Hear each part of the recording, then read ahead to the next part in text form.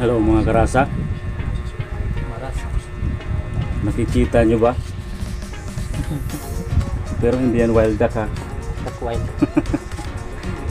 Hindi yan yung mga ligaw na itik, kundi original na original. So ito, amin ito ngayon kakatayin. Ito, magkamiroy. Nano ka man ngayon ini? Siguro lilit ko tong.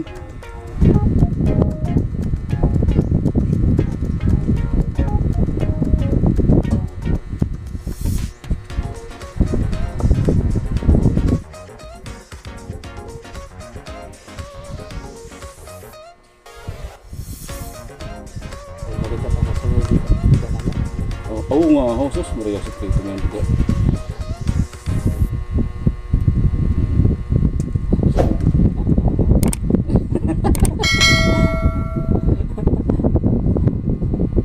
Plus B. Hindi nervous. Ano nga RPI? Kaya pa ko ng mga bayad pa rin, lakas tayo ng buso ng oras. Pero ito na nakakuan na. Book na. So ayan, mga karasa, tapos na siyang tanggalan ng balahibo. So atin naman siyang susunugin yung mga maliliit na balahibo na kadikit pa.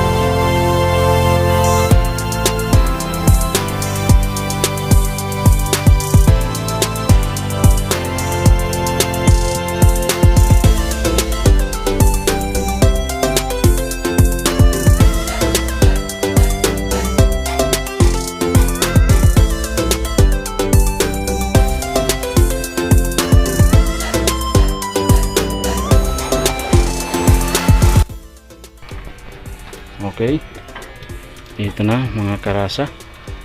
So pagkatapos siya malinisan at matadtad, nahiwa-hiwa, ngayon naman ipapakuluan muna siya para matanggal yung makuha yung langsa. So unang pakulo pa lang to mga karasa. Okay, takpan muna natin. Oops, yeah. Okay, so ayan na mga karasa, kulong-kulo na.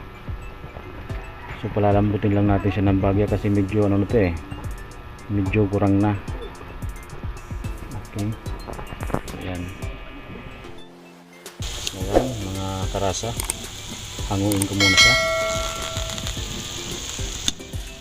Tanggalin ko muna yung unang yung tubig, yung sabaw.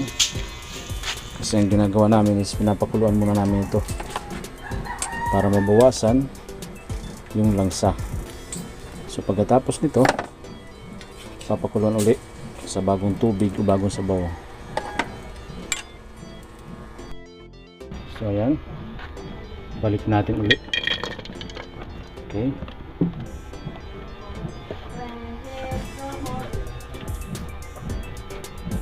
Ayan. Tapos pakukulayan uli natin siya.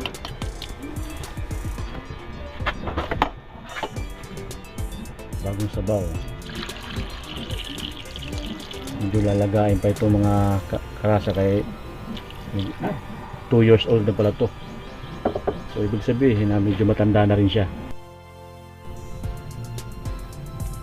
So ayan, mga karasa. So pagkatapos yung pagkulong kanina, inadobo ko naman siya. Pagkatapos adobuhin, nilagyan naman yung ng gata. So ang labas niya is adobo sa gata, mga karasa. So ang bagong lagay lang yung gata na yan, itakpan ulit natin.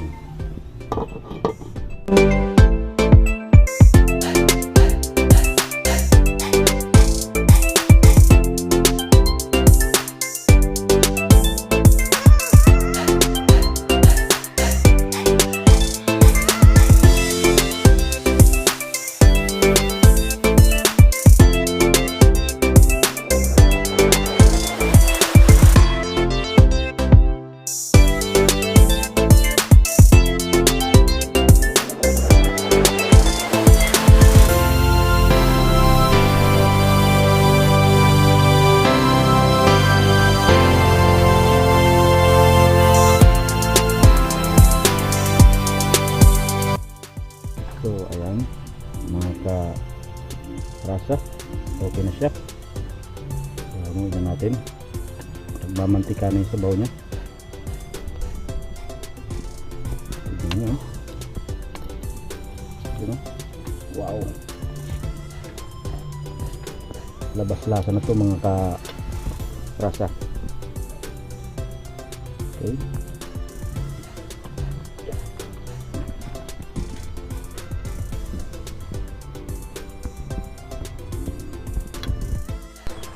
So ayan mga karasa, naluto na ang ating adobo sa gata na itik.